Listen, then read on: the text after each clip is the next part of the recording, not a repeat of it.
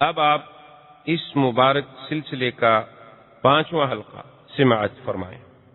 قرآن سے حدیث سے کوئی ایک لفظ تو ہمیں ملے نا، پھر اس کو پکڑنا اور پھر اس کو آگے بنانا، پھر اس کو پھیلانا، یہ ان کے لیے کوئی مشکل نہیں ہوتا۔ اللہ تبارک و تعالیٰ معاف فرمائے، آج کل جیسے آپ سنا ہوگا، دیکھا ہوگا، شاید انٹرنیٹ پر بھی اللہ کے قرآن کی آیات کو توڑ موڑ کے پیش کرنے کی ایک سلسلہ انہوں نے شروع کر دیا۔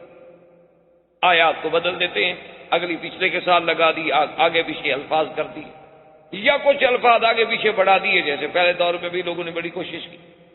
تو بہرحال اس نے بھی یہ حملہ کیا، لیکن یہ بات غلط ہے، اس لیے کہ جز پر کبھی کل کا اطلاق نہیں ہوتا، ہمیشہ یاد رکھیں۔ یعنی اگر آپ جا رہے ہوں اور سڑک پر ایک ٹانگ پڑی ہو تو آپ کہیں گے آدمی کی ٹانگ پڑی ہے، یہ نہیں کہیں گے کہ آدمی پڑا ہے۔ ہاتھ پڑا ہو تو آپ کہیں گے کہ ایک آدمی کا یار ہاتھ پڑا ہے، یہ کبھی نہیں کہیں گے کہ آدمی پڑا ہے، حالانکہ ہے تو جز اس کی، ہے تو اسی کی جز، اسی کا ہاتھ کٹا ہوا ہے، اسی کی ٹانگ کٹی ہوئی ہے، لیکن جز کو کبھی کل نہیں کہتے۔ جز سے کل سمجھ تو آ سکتی ہے، لیکن جز کا اطلاق کبھی کل پہ نہیں کیا جاتا کہ ہم ایک خواب دیکھنے کو پھر نبوت پر معمول کر لیں کہ چونکہ خواب باقی ہیں لہذا نبوت بھی باقی ہے۔ حضور صلی اللہ علیہ وسلم نے بڑے عجیب عجیب خواب دیکھے، اور انبیاء کے تو خواب بھی مبارک ہوتے ہیں۔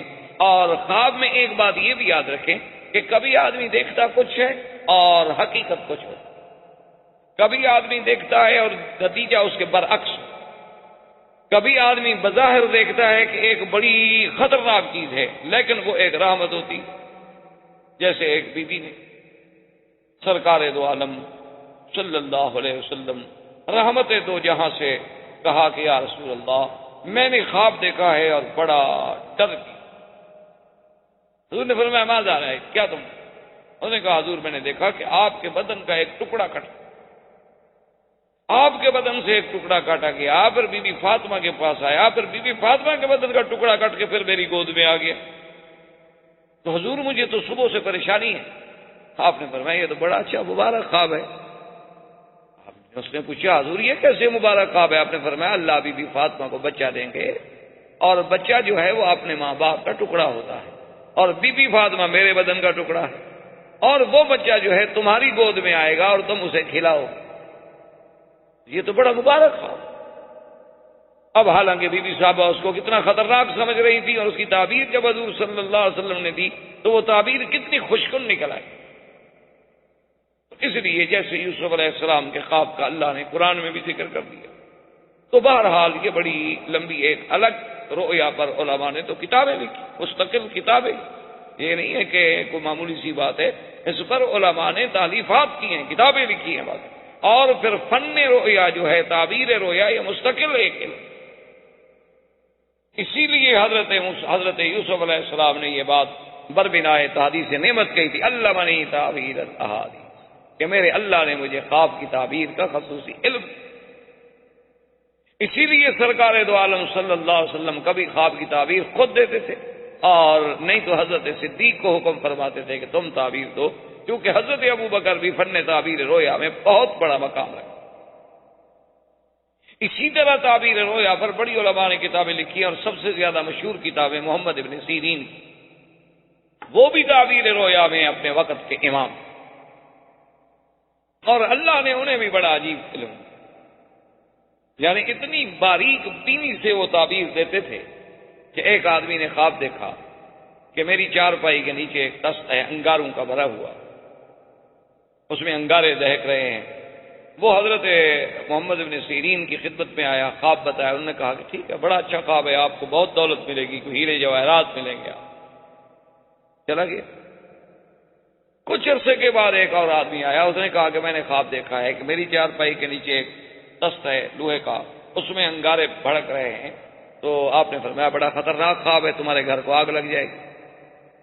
وہ چلا گیا۔ تو آپ کے طلباء نے آپ سے پوچھا کہ حضرت خواب تو تقریباً دونوں آدمیوں کے ایک جیسے تھے، لیکن ایک آدمی آج سے 4 مہینے پہلے آیا تو آپ نے کہا کہ آپ کو ہیرے جواہر ملیں گے، موتی ملیں گے، پیسے ملیں گے۔ اس غریب کو کہا کہ تمہارا گھر جل جائے گا، خواب تو ایک جیسا ہے۔ انہوں نے فرمایا خواب تو ایک جیسا ہے لیکن وقت ایک جیسا نہیں۔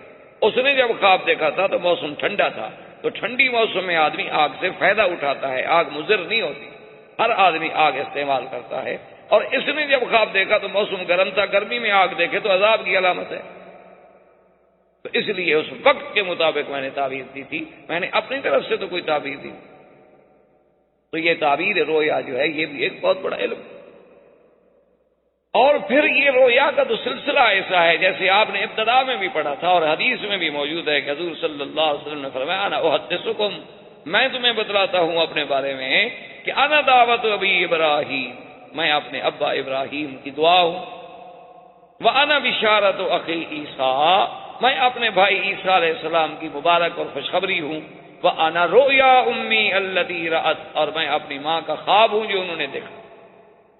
تو حضور سے پہلے اور ساتھ یہ بھی فرمایا وَهَكَذَا أُمَّهَاتُ الْأَنبِيَاءِ يَرَيْنَا، اسی طرح ہر نبی کی مائیں جو ہیں وہ خواب دیکھیں۔ تو اب حضور صلی اللہ علیہ وسلم کی زندگی میں رویا صادقہ کا ایک دور شروع ہوا کہ حضور صلی اللہ علیہ وسلم خواب دیکھتے۔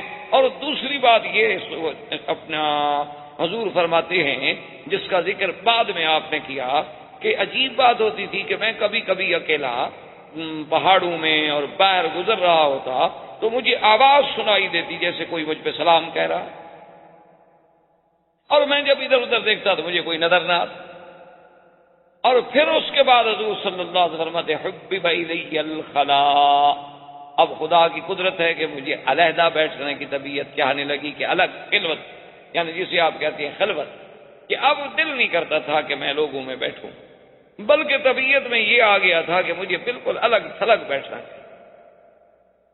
اور پھر حضور صلی اللہ علیہ وسلم نے اپنی علیحدہ عبادت کے لیے، اپنی یکسوئی کے لیے، اپنے سکون قلب کے لیے جو مقام منتخب فرمایا وہ غار حرا۔ آپ تو چونکہ مکے میں رہتے ہیں الحمدللہ، غار حرا جبل نور جسے کہتے ہیں، تو اسی کے اندر غار حرا ہے، اور وہ غار مبارک ہے کہ آدمی اندر آرام سے اس میں بیٹھ سکتا ہے۔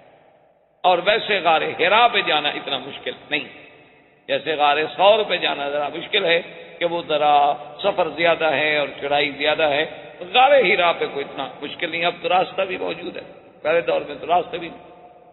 حضور صلی اللہ علیہ وسلم فرماتے ہیں کہ میں بھی سیدہ خدیجہ الکبریٰ رضی اللہ تعالی عنہا سے کچھ اپنے لیے زاد راہ لے لیتا، کچھ پانی کی مشکیزہ زمزم کا لے لیا، کچھ ستو لے لیے، کچھ چنے لے لیے، کچھ کھانے کی چیزیں لے لی، اور پھر غار میں چلے گئے، اور 8 دن 10 دن اور کبھی کبھی مہینہ بھی حضور پاک غار سے نہیں، ایک مہینہ۔ اور آپ ذرا اندازہ کریں کہ اس دور میں کہ نہ بجلی، نہ راستہ، نہ کمکمے، نہ روشنی، تنہائی، کالے پہاڑ، پھر اکیلا جا کے غار میں رہیں۔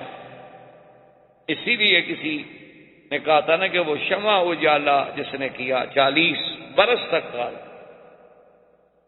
تو وہاں نہ روشنی ہے، نہ کھانے پینے کا انتظام ہے، حضور صلی اللہ علیہ وسلم، لیکن اس تنہائی سے حضور کو اتنی محبت تھی، حضور فرماتے حب بھی بائی دی ہے، مجھے محبوب کر دی گئی کہ بس اب میں نے اکیلا رہا، کیونکہ اللہ تبارک و تعالی وہ پروردگار عالم جس نے سرکار دو عالم صلی اللہ علیہ وسلم کے سر پہ ختم نبوت کا، رسالت کا، نبوت کا اور ساری انسانیت کی ہدایت کا، معلم ہونے کا تاج سر پہ پہنانا تھا، اللہ نے پھر اپنے نبی کو ہر لحاظ سے تیار تو کرنا،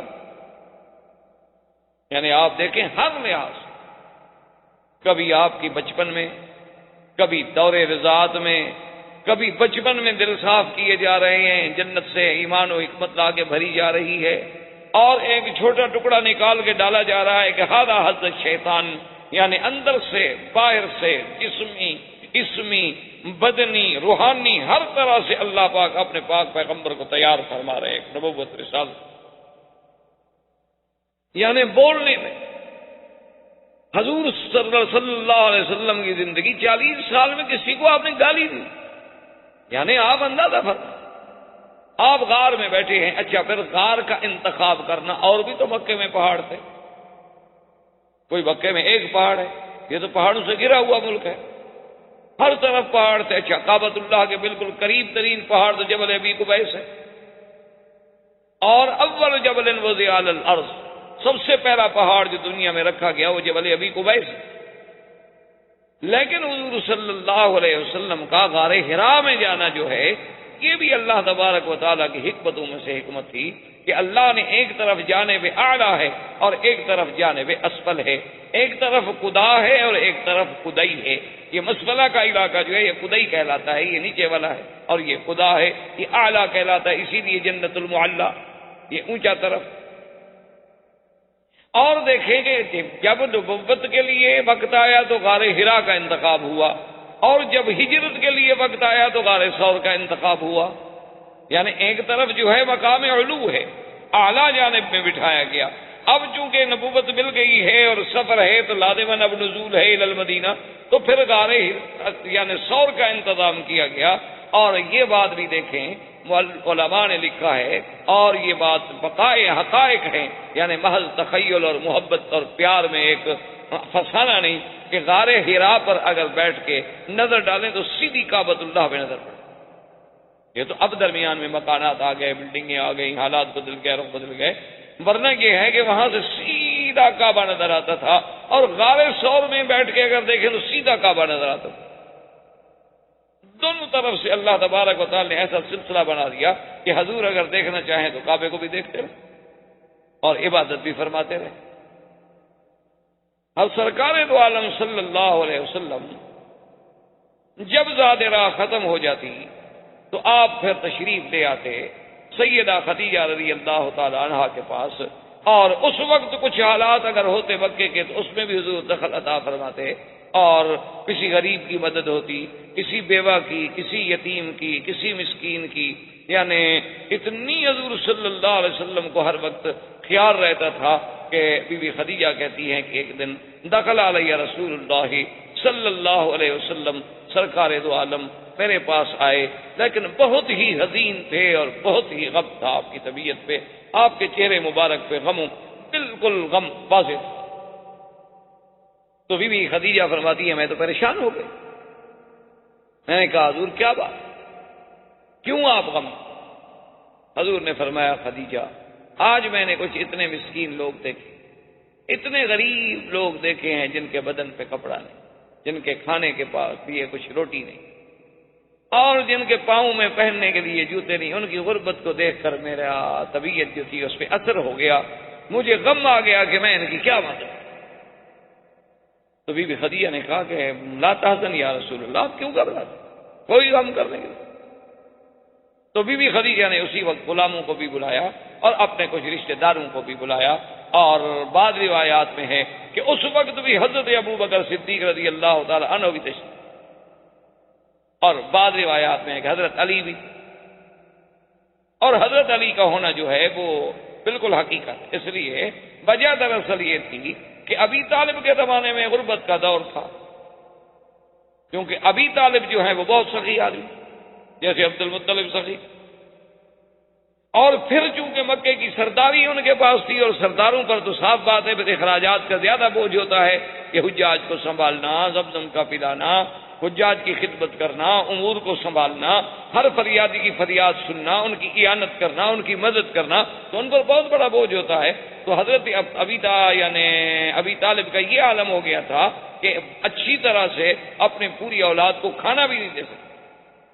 تو اس وقت ابی طالب کے کچھ عزیز، کچھ رشتہ دار بنو طالب جو تھے، بنی ہاشم جو تھے وہ کٹے ہوئے، ان میں حضور بھی تھے صلی اللہ علیہ وسلم۔ انہوں نے آ کر ابو طالب سے یہ کہا کہ یا رسول اللہ صلی اللہ علیہ وسلم، ہم یہ چاہتے ہیں کہ ابی طالب کے پاس چلیں۔ ابی طالب کے پاس آئے، ان سے کہا کہ ابو طالب تم سردار ہو ہم سب کے، اور بنو ہاشم کا ناک ہو، تمہارے ساتھ ہی ہماری عزت وابستہ ہے، اور ہمیں پتہ ہے کہ آپ کو بڑی تکلیف ہے، آپ اتنے اخراجات کے متحمل نہیں ہو سکتے، تو آپ ایسا کریں کہ ایک ایک بچہ جو ہے نا اپنا ہمیں دے، کہ مختلف گھر ہیں، ہر بچے کی ذمہ داری ایک گھر اٹھا لے گا، وہ اس گھر میں رہے گا، کھائے گا، پیے گا، آئے گا آپ کے پاس، تو آپ سے بوجھ جو ہے وہ بڑھ جائے گا۔ تو انہوں نے کہا کہ اچھا فترکوا لی عقیلا، میرا ایک بیٹا عقیل بڑا جو ہے اس کو تو میرے پاس رہنے دو، اور باقی بچے ٹھیک ہے، تم بھی تو چاچے ہو، خالہ ہو، ماموں ہو، عزیز ہو، کوئی فرق نہیں پڑتا، تم لے جاؤ۔ تو حضرت علی حضور کے گھر میں آ گئے، اس وجہ سے تو وہ بی بی خدیجہ کے گھر میں تربیت لیتے ہیں۔ یعنی یہ بھی اللہ کی حکمتیں تھیں کہ اللہ نے حضرت علی کو حضور صلی اللہ علیہ وسلم کے قریب کرنا. تو حضرت علی رضی اللہ تعالیٰ عنہ کا جو بچپن ہے ابتدائی، وہ سارا سیدہ خدیجہ کے گھر میں گزرا اور قربت رسول پاک صلی اللہ علیہ وسلم. تو لہذا یعنی یہ بات بعید نہیں ہے کہ اس وقت حضرت علی بھی تھے. تو جب سارے رشتہ دار آ گئے، ابو بکر بھی آ گئے، ان کے غلام بھی آ گئے اور رشتہ دار بھی آ گئے، تو بی بی خدیجہ نے میسرہ کو حکم دیا کہ اندر سے درہم و دینار جو ہیں ان کی وہ تھیلیاں جو ہیں لے آؤ اور حضور کے سامنے انڈیل. اس زمانے میں درہم و دینار ہوتے تھے، یہ کاغذ کی چیزیں، کاغذ کے نوٹ اور کاغذ کے پیسے تو یہ بہت بعد میں بنائے گئے. پہلے تو چونکہ اعتماد جو ہے وہ سونے اور چاندی پہ ہوتا تھا، یا درہم یا دینار. اس کے نام مختلف ہوتے تھے، ہر علاقے کے اپنے اپنے نام ہوتے تھے، لیکن بنیاد جو تھی کرنسی کی وہ سونے اور چاندی تھی. اور اسلام بھی اصل میں جو بنیاد سمجھتا ہے نا معاملات کی، وہ سونے اور چاندی کو سمجھتا. یہ بھی ایک دراصل یعنی بہت بڑا اقتصادی مسئلہ ہے کہ اس کو سے ہٹ کر ہم کاغذوں پہ آ گئے. اگر ہم اسی اصل پہ رہتے تو کبھی ملک اتنے نقصان میں نہ آتے جو آج اقتصادی تباہی کا شکار ہو گئے. کیونکہ صاف بات ہے نا جی، پیسے چھاپنا تو مشکل نہیں ہوتا نا، پریس میں آپ نے نوٹ ہی چھاپتے چلے گئے، چھاپتے چلے گئے، چھاپتے چلے گئے، آخر مر گئے. لیکن جب ہوتا ہی سونا چاندی تو آپ کہاں سے لے آتے سونا چاندی؟ جتنا ہوتا اتنی پاؤں پھیلاتے آپ. اسی لیے علماء لکھتے ہیں نا کہ اگر آپ نے آج سے 40 سال پہلے شادی کی تھی اور اپنی بیوی کو کہا تھا کہ میں 10,000 روپے حق مار دوں گا، تو آج اس 10,000 کی کیا حیثیت ہے جناب؟ اس وقت تو 10,000، 40 سال پہلے تو 10,000 ایک بہت بڑی بات تھی. لیکن وہ آپ نے ادا کیے 40 سال بعد، اب تو وہ 10,000 یا 10 روپے کے برابر بھی نہیں رہے. اس لیے علماء کہتے تھے کہ ایسے معاہدات جو ہیں وہ بھی سونا چاندی رکھا جائے بجائے پیسے، کہ جب بھی حق المال کا فیصلہ ہو سونے چاندی سے ہو، چاہے نقد ہو یا ادھار ہو، لکھا جائے کہ 10 تولے سونا یا 20 تولے سونا، تاکہ جب بھی کبھی عورت کو ملے کوئی چیز تو ملے. محض تلا نہ ہو لکھا ہوا ہو کاغذوں میں ہم نے 1 لاکھ روپیہ مہر دے دی، اور آج آپ 1 لاکھ روپے دیتے ہیں 7,000 ریال بھی نہیں بنتے. 7,000 ریال سے وہ کیا کر لے بیچارے. تو بہر صورت میرے کہنے کا مقصد یہ ہے کہ بی بی خدیجہ نے حکم دیا تو میسرہ غلام نے آ کر آپ کے سامنے اتنا درہم و دینار ڈالے کہ مورخین کہتے ہیں کہ حضور ان کے سامنے چھپ گئے، یعنی اتنا اونچی ہو گئی وہ ڈھیری. اور اس کے بعد بی بی خدیجہ نے کہا کہ یا رسول اللہ، یہ سارا مال آپ کے لیے ہے، آپ غریبوں میں تقسیم کریں. آپ غمگین کیوں ہوتے ہیں، پریشان کیوں ہوتے ہیں، اداس کیوں ہوتے ہیں؟ لٹا دیں آپ، مال میرا ہے لیکن ہاتھ آپ کا ہو. حضور صلی اللہ علیہ وسلم نے وہ سارا مال غریبوں میں تقسیم. حضور نے کہا گھر میں رکھنا، وہ رحمت دو جہاں اسے دنیا سے کیا تھا. تو آقا انعامدار صلی اللہ علیہ وآلہ آلہ واصحابہ وسلم تسلیما کثیرا کثیرا فرماتے ہیں کہ میں غار میں بیٹھا تھا، عبادت میں مشغول تھا کہ ایک آدمی ایسے سامنے. ایک تو اس کے آنے کا انداز ایسا تھا کہ میں حیران ہو گیا کہ یہ کیسے سامنے سے ایسے ہوا میں فضا میں کیسے آ رہا ہے. اور جب وہ میرے پاس آیا، آ کے اس نے سلام کیا، اور اس کے پاس ایک ریشمی کپڑا تھا، اس کپڑے میں کچھ لکھی ہوئی چیز. اور جب میں نے اس کو دیکھا تو اس نے آتے ہی سلام کرنے کے بعد ہی مجھے فوراً کہا کہ اقرا اقرا بسم ربک الذی خلق خلق الانسان من علق اقرا وربک الاکرم الذی علم بالقلم علم الانسان ما لم یعلم. اس نے کہا کہ اقرا پڑھو. اس لیے ہمیشہ یاد رکھیں کہ بعض لوگ کہتے ہیں نا کہ جبریل نے ویسے کہا تھا پڑھو، تو صرف اگر پڑھنا ہوتا تو وہ حضور کے لیے کون سی مشکل بات تھی. حضور عرب ہیں اور جبریل بھی عربی زبان میں کلام کہہ رہا ہے، تو عربی کو اگر آپ کہیں، عربی زبان کو میرے ساتھ دہراتے جاؤ تو کون سی مشکل بات ہے. جیسے آپ کسی ہندوستان کے آدمی سے کہیں کہ جی میں اردو میں بات کرتا ہوں، آپ وہی لفظ کہتے جائیں کہ جی میں آج حرم شریف جاؤں گا، تو اس لفظ کا کہنا اس کے لیے کیا مشکل ہے بھائی. حضور صلی اللہ علیہ وسلم کے لیے کہنا کیا مشکل تھا کہ حضور نے فرمایا ما انا بقارئ، کہ اے آنے والے میں پڑھا ہوا نہیں. تو اس لیے محدثین کرام نے لکھا اور بہت ساری روایات سے اس پہ روشنی بھی پڑتی ہے کہ دراصل وہ ریشمی کپڑے پہ یہ آیات مبارک لکھی ہوئی تھی اور وہ حضور کے سامنے انہوں نے رکھی اور کہا کہ اقرا. اب حضور نے کہا کہ ما انا بقارئ کہ میں تو پڑھا ہوا نہیں، میں کیا پڑھوں، کیونکہ حضور صلی اللہ علیہ وسلم تو کسی مدرسے میں گئے نہیں. حضور صلی اللہ علیہ وسلم نے تو کسی استاد سے پڑھا نہیں. اس میں کئی حکمتیں تھیں. علماء نے لکھا کہ سب سے بڑی حکمت تو یہ تھی کہ اگر حضور شام تشریف لے جاتے یا اور ملک میں تشریف لے جاتے، اس وقت بھی تو لوگ آخر تھوڑے بہت یعنی دانا دانا تو پڑے ہوئے موجود تھے، تو کل کو دشمنوں کو تہمت لگانے کا موقع ملتا کہ شاید یہ قرآن حضور نے خود لکھا ہو، خود بنایا ہو.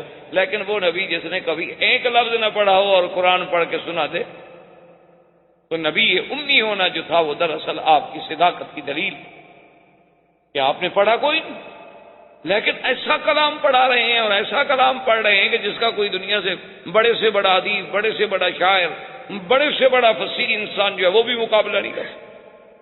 تو حضور صلی اللہ علیہ وسلم فرماتے ہیں کہ میں نے کہا ما انا بقارئ، میں پڑھا ہوا نہیں. اس نے پھر کہا اقرا کہ حضور پڑھیں. حضور نے فرمایا ما انا بقارئ، میں پڑھا ہوا نہیں. اس نے پھر کہا، عرض کیا اقرا، حضور پڑھیں. آپ نے فرمایا ما انا بقارئ، میں پڑھا ہوا نہیں.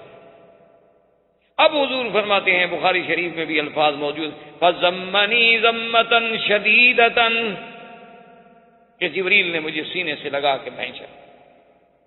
اللہ اکبر. اب یہ اتصال ہو رہا ہے نا رسول نوری کا رسول بشری کے ساتھ، کیونکہ جبریل بھی تو رسول ہے، جبریل تو پیغمبر ہے اور وہ نوری ہے.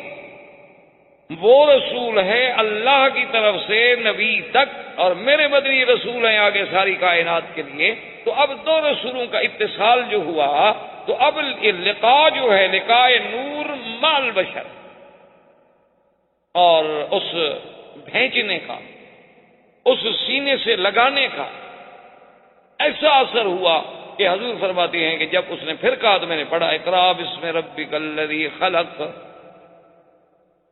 تو دراصل علماء کہتے ہیں کہ اللہ تبارک و تعالیٰ نے اس طریقے سے وہ علم جو تھا حضور صلی اللہ علیہ وسلم کے سینے میں منتقل فرمایا. علوم جو ہیں کبھی نظر سے بھی منتقل ہو جاتے ہیں، اور علوم جو ہیں کبھی اپنے انسان کے ملنے سے بھی منتقل ہو جاتے ہیں. لیکن یہ باتیں سمجھائی نہیں جاتی. یہ وہ باتیں ہیں جن کا وقائع اور حقائق سے تعلق ہے. جب تک آدمی اس میں سے خود نہ گزرے وہ سمجھ نہیں سکتا. سہارنپور کا ایک واقعہ ہے، حضرت مولانا خلیل احمد صاحب سہارنپوری رحمۃ اللہ علیہ، جو بہت بڑے محدث گزرے ہیں، جن کی حدیث پہ بڑی بڑی شروحات ہیں، بہت بڑے محدث سے زماں گزرے ہیں، ساری زندگی جنہوں نے حدیث مبارک کی خدمت کی. اور یعنی یوں اندازہ کریں کہ حضرت شیخ الحدیث مولانا زکریا رحمۃ اللہ علیہ کے بھی استاد تھے، میرے والد صاحب رحمۃ اللہ علیہ کے بھی استاد تھے. تو اس دور میں ایک رواج تھا کہ دارالعلوم دیوبند کے علماء آتے تھے سہارنپور کا امتحان لینے کے لیے، اور سہارنپور کے علماء جاتے تھے دارالعلوم دیوبند کے امتحان لینے کے لیے. چونکہ دینی مدارس سے آپس میں امتحان ہوتے تھے، کوئی ڈگری شگری کا تو مسئلہ ہوتا نہیں تھا. یہ ڈگریاں اور شہادات اور یہ تو کوئی مسئلہ ہی نہیں، کیونکہ ان کے تو مطمع نظر یہ ہوتا تھا کہ ہمارے مدرسے سے نکلنے والا آدمی کہیں سرکاری نوکر نہ بن جائے. اگر ہم نے اس کو ڈگری دے دی تو یہ جا کے نوکری کر لے گا، پھر ہمارا مشن جو ہے وہ ختم. اس لیے وہاں کوئی ڈگری شگری نہیں ہوتی. اور جدید لوگوں کے دماغ میں یہ بھوت سوار ہو گیا کہ ان مولویوں کو آتا کچھ نہیں، ان کے پاس ڈگری تو ہوتی نہیں. آتا تو صرف اس کو ہے جس کے پاس ڈگری ہو، چاہے لفظ ڈگری کا ترجمہ بھی نہ کر سکتا ہو. یعنی اس سے کہو کہ جو تمہارے پاس ڈگری ہے، ڈپلوما ہے، اسی کا لفظ کا تو ترجمہ کر دو، کیا بنتا ہے؟ شاید وہ بھی نہ کر سکے. لیکن چونکہ اس کے پاس ڈگری ہے اور مولوی غریب کے پاس ڈگری نہیں. اصل وجہ یہ ہوتی تھی کہ علماء نے یہ سلسلہ رکھا تھا. آج آپ نے دیکھ لیا نا جی، ہمارے مدارس دینیہ کے جو مدارس ہیں، اب وفاق المدارس کی سند جو ہے وہ ایم اے کے برابر ہو گئی. سب لوگ سکولوں میں چلے گئے، علم ختم. سکولوں میں بیٹھے ہوئے وہیں پڑھا رہے ہیں الف انار بے بلی، اے حکا کا کتا. کیوں؟ انگریز نے یہی پڑھایا تھا، اے ایپل. یہ اے الف سے اللہ کیوں پڑھاتے یہ مسلمان کے بچے کو؟ یہ بے سے بیت اللہ کیوں پڑھاتے؟ بے سے بلی ہی پڑھانی تھی نا انہوں نے. یہ حج، ہا سے حج کیوں پڑھاتے؟ ہے سے حکا ہی پڑھانا تھا۔ کاف سے کعبہ کیوں پڑھاتے؟ کاف سے انہیں کتا ہی پڑھانا تھا، چونکہ کتے کی نسل سے یہ لائے تھے یہ لوگ۔ نہ ایمان سے کہیں کیا کاف سے کعبہ نہیں بن سکتا؟ با سے بیت اللہ نہیں بن سکتا؟ الف سے اللہ نہیں بن سکتا؟ میم سے مدینہ مکہ نہیں بن سکتا؟ کیا وجہ ہے اگر آپ اس بلی کتے کے پیچھے آج تک بھاگ رہے ہیں؟ بہرحال ہم سیرت کے موضوع سے نہ ہٹ جائیں تو حضور صلی اللہ علیہ وآلہ وصحبہ وسلم کہ اب دیکھیں علوم کا ایک نقل کا یہ بھی طریقہ ہوتا ہے کہ جب علماء دیوبند امتحان لینے کے لیے آئے انہیں شکایت کی گئی کہ فلاں طالب العلم جو ہے وہ حضرت خلیل احمد صاحب سہارنپوری کی خدمت میں رہتا ہے، ہر وقت ان کی خدمت کرتا ہے، کپڑے دھوتا ہے، گھر کا کام کرتا ہے، پڑھتا زیادہ نہیں۔ تو اب جو ممتحن تھے، اور ممتحن بھی کون تھے؟ شیخ الہند۔ ممتحن تیرے میرے جیسا تو نہیں تھا، ممتحن وہ تھا سینے مالٹا، ممتحن وہ تھا جس نے مالٹے میں بیٹھ کے ترجمہ قرآن لکھا کہ اس کے مقابلے پر آج تک کوئی ترجمہ ماں کا لال نہیں لکھ سکا۔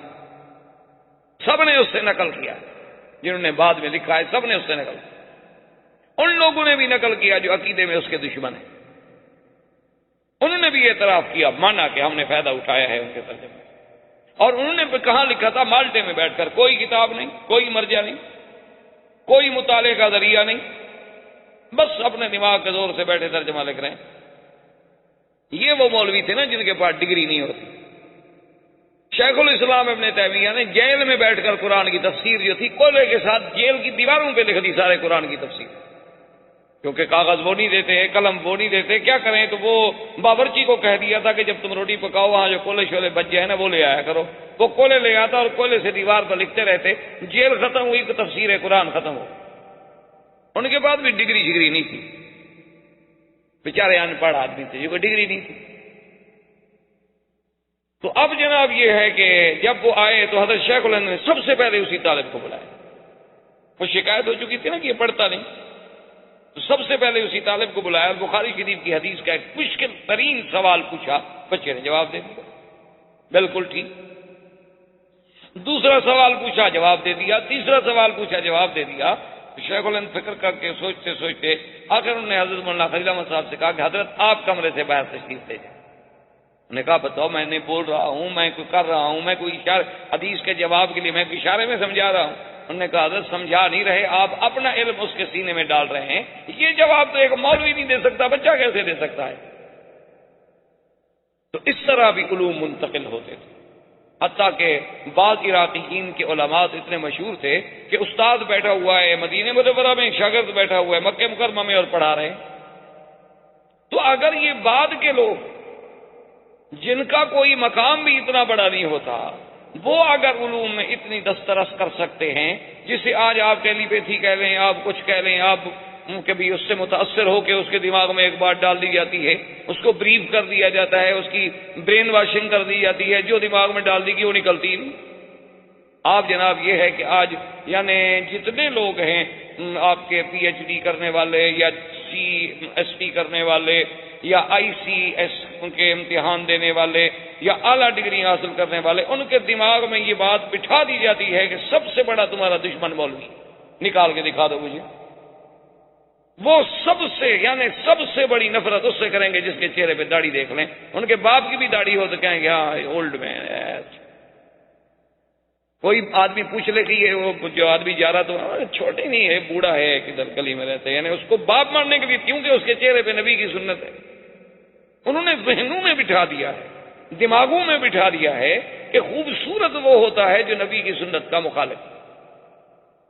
دماغ میں بیٹھی ہوئی بات، اس بیچارے کے سوتے اٹھتے بیٹھتے ہر وقت لوری سے لے کر جوان ہونے تک یہ باتیں دماغ میں بٹھا دی جائیں تو وہ کہاں جائے بیچارہ؟ اس کے لیے تو داڑھی والا آدمی عجیب نظر آتے، کہتے تو کارٹون ہے، یہ کہتے میرا باپ کیسے ہو سکتا ہے؟ لیکن ان چیزوں کا پتہ، ان دو بالوں کی قیمت کا پتہ قیامت میں لگے گا جب ہم حضور کے سامنے صلی اللہ علیہ وسلم، پھر تمہیں پتہ لگے گا کہ بھئی داڑھی والے کا کیا مقام ہے اور داڑھی منڈانے والے کی کیا حیثیت ہے حضور کی دربار میں۔ تو اس طرح جب لقاء ہوا نا جی جبریل کا حضور سے، ضمنی ضمۃ شدیدۃ، اور کہا اقرا بسم ربک الذی خلق، حضور نے پڑھا اور اس کے بعد فرماتے ہیں جیسے وہ آیا تھا اسی طرح چلا گیا۔ اور جب چلا گیا تو میرے بدن پہ کپ کپی تاری ہے اور میرا بدن تھر تھر کانپ رہا ہے اور خوف ہے اور ہیبت ہے اور ایک روب ہے. میں سمجھ نہیں سکتا کہ کیا ہو گیا, کیا تغیر آ گیا میری زندگی میں, اتنی بڑی تبدیلی. بعض علماء نے تو یہ بھی لکھا ہے کہ اسی وقت جب حضور غار سے آ رہے تھے تو جبریل علیہ السلام کو آپ نے پھر دیکھا کہ وہ آسمان و زمین کے درمیان ایک کرسی پہ بیٹھے ہیں اور وہ کہتے ہیں کہ انت محمد وانا جبرائیل, اور کہتے ہیں کہ آپ نہ گھبرائیں, میں تو جبریل ہوں اور آپ اللہ کے نبی محمد مصطفیٰ ہیں. اور آپ نے اس کو اس کی اصلی شکل میں دیکھا جس کے بارے میں قرآن کہتا ہے علمہ شدید القویٰ. لیکن یہاں بہرحال لوگوں کو مورخین کو مغالطہ لگا ہے. حضور پاک نے جبریل کو دیکھا ہے اور 2 دفعہ دیکھا ہے, ایک دفعہ زمین نے اور ایک دفعہ آسمان. اور اسی طرح یہ بھی روایات میں ملتا ہے کہ جبریل علیہ السلام حضور کی بعثت سے پہلے حضور پر سلام بھی فرمایا کرتے تھے, السلام علیک یا رسول اللہ. اور اسی طرح حضور صلی اللہ علیہ وسلم پر صرف یعنی انسان تو نہیں بلکہ پتھر. اسی لیے مکے میں آج بھی وہ جگہ ہے, آج بھی وہ گلی موجود ہے. آپ مروہ سے جب جائیں گے معلیٰ کی طرف تو یہ چھتی ہوئی بازار جسے آپ کہتے ہیں, اس طرف جب نکلیں گے تو کسی سے بھی پوچھیں کہ زگاگ الحجر, کہ بھئی وہ زگاگ وہ حجر والی گلی کون سی ہے, تو آپ کو بتائیں گے کہ یہ زگاگ الحجر ہے. اس کو زگاگ الحجر کیوں کہا جاتا ہے؟ حضور نے فرمایا انی لعارف حجرا بمکہ, بخاری شریف میں حدیث.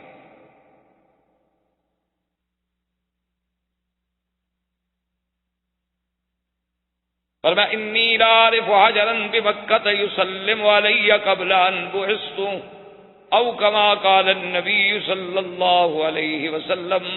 آپ نے فرمایا کہ نبوت ملنے سے پہلے میں اس پتھر کو آج بھی پہچانتا ہوں کہ جب میں اس کے قریب گزرتا تھا تو وہ کہتا تھا الصلاۃ والسلام علیک یا رسول اللہ, مجھ پہ سلام پڑھتا تھا. یعنی یہ لفظ نہیں ضروری, مقصد ہے کہ وہ سلام کہتا. تو پتھر بھی سلام کہتے, اور کیوں نہ کہیں, ابھی تو حضور ماں کے پیٹ میں تھے کہ پتھروں سے آوازیں آتی تھیں اور مبارکیں آتی تھیں کہ ابشری ابشری یا آمنہ قد حملت بالحمل, مبارک ہو تمہارے پیٹ میں کون سا خوش قسمت بچہ. اور یہ کیوں نہ, حضور صلی اللہ علیہ وسلم نے جبریل کو دیکھا. اور یہ بھی مسئلہ یاد رکھیں کہ 1,24,000 نبی میں کسی پیغمبر نے جبریل کو اس کی اصلی شکل میں نہیں دیکھا ما سوائے سرکار دو عالم صلی اللہ علیہ وسلم. کسی پیغمبر, کسی نبی نے جبریل کو تو دیکھا ہے, لیکن اصلی صورت جو اللہ نے جبریل کی اصلی صورت بنائی ہے, جس پہ جبریل کو پیدا کیا گیا, اس صورت پہ کسی نے نہیں دیکھا اور نہ کوئی دیکھ سکتا ہے. بلکہ حضرت ابن عباس کی ایک روایت ہے کہ اگر کسی انسان کی اتفاقاً جبریل پہ نظر پڑ جائے تو وہ آدمی اندھا ہو. وجہ کیا ہے؟ آپ دیکھیں نا, یہ آپ سورج کی طرف دیکھیں تو پھر آپ کی آنکھیں بند ہو جاتی ہیں کہ نہیں ہو جاتی؟ چونکہ کیسے نور کا مقابلہ کریں, کیسے اس شعاع کا مقابلہ کریں. تو وہ نور جو ہوتا ہے اللہ کے فرشتے کا, چونکہ تو نوری مخلوق ہے, اس نور کا اتنا اثر ہوتا ہے کہ آگے والا نور ختم ہو جاتا ہے. آپ دیکھیں نا جیسے ابھی یہ بتیاں جل رہی ہیں, کیسے نور نظر آ رہا ہے, لیکن اگر سورج نکل آئے تو اس کی کیا حیثیت ہوگی؟ اس میں کوئی شبہ نہیں کہ سرکار دو عالم صلی اللہ علیہ وسلم نے جبریل علیہ السلام کو 2 دفعہ دیکھا. یاد رکھیں, ایک دفعہ دنیا میں اور ایک دفعہ آسمان.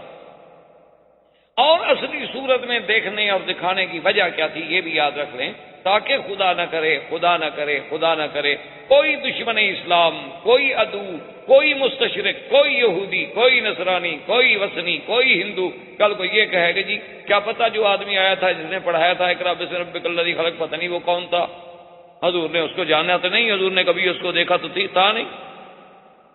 تو اللہ نے صرف لکھا نہیں, لکھا کے ساتھ رویت بھی کرائی, اور رویت 2 دفعہ ہوئی.